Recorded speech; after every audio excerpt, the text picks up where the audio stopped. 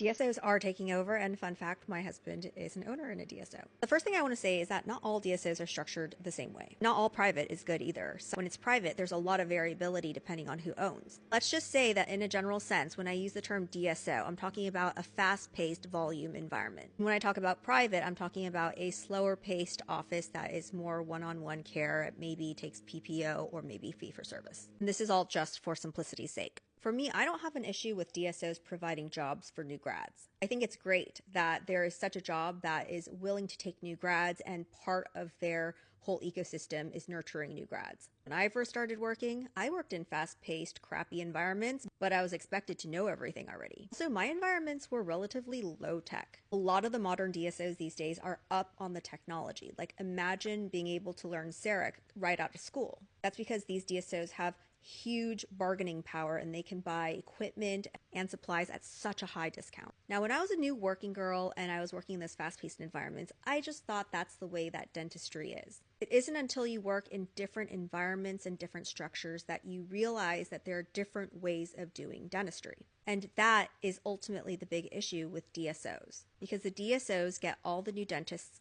fresh. All the new dentists go through all their training on what is right and wrong in dentistry. And sometimes what the company says is right and wrong is not actually what is right and wrong. Then you start working in that environment, having a mentor in that environment, and realizing what success means. Start making money for the first time, and the more you drink their Kool-Aid, the more quote-unquote successful you will be within that company. And that will also most likely be monetary. They also provide all continuing education at no cost to you, further enforcing the way they do things, and it becomes a tight little bubble where you only know what they have fed you.